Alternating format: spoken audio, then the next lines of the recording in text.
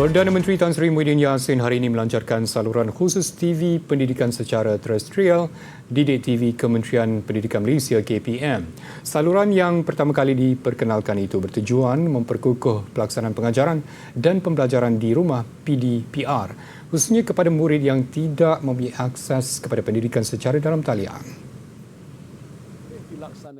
Didik TV KPM jelas Perdana Menteri akan menyiarkan program-program berteraskan kurikulum dan ko-kurikulum KPM. Didik TV KPM mengandungi berita mengenai dunia pendidikan dari peringkat prasekolah hingga tingkatan 6, program bercorak didik hibur atau edutainment serta kandungan yang dihasilkan oleh murid. Ia menerapkan kandungan pembelajaran sepanjang hayat yang memberi fokus kepada nilai murni dan pembangunan karakter murid. KPM jelas Tan Sri Muhyiddin mengambil inisiatif menghidupkan semula slot program TV pendidikan secara terestrial sejak pelaksanaan Perintah Kawalan Pergerakan PKP 18 Mac tahun lalu. Ia sebagai usaha membolehkan murid mendapat bahan pembelajaran melalui televisyen, khususnya yang tidak mempunyai akses internet atau peranti yang sesuai. Melaluinya, ibu bapa dalam masa yang sama boleh meluangkan masa menonton bersama anak mereka. Kerajaan sedar bahawa pendidikan merupakan antara sektor yang amat terkesan akibat pandemik COVID-19 yang melanda negara sejak awal tahun lalu.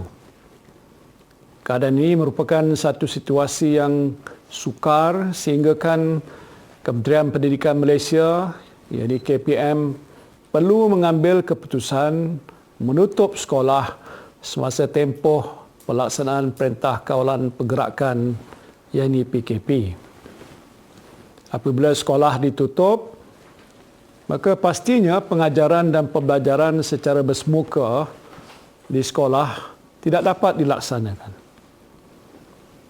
Namun begitu, KPM komited untuk terus menyediakan akses pendidikan kepada lebih 5 juta murid bagi membolehkan mereka mendapat pengetahuan, kemahiran dan nilai yang diperlukan. Beliau berkata demikian ketika berucap melancarkan Didik TV KPM secara maya bersama-sama Menteri Pendidikan Datuk Dr. Razi Jidin yang disiarkan secara langsung menerusi program Malaysia Hari Ini MHI terbitan TV3 pagi tadi.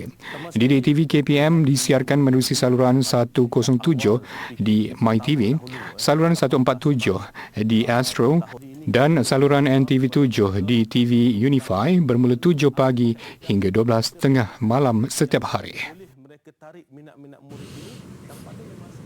Tan Sri Muhyiddin dalam pada itu memaklumkan kaedah pengajaran dan pembelajaran di rumah PDPR secara dalam talian belum dapat dilaksanakan secara menyeluruh disebabkan beberapa kekangan.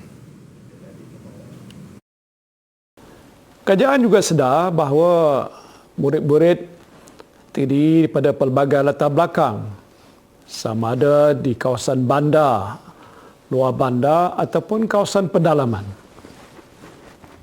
Oleh yang demikian, kita perlu terima hakikat bahawa pelaksanaan PDPR secara dalam talian masih belum dapat dilaksanakan secara menyeluruh dalam tempoh yang singkat.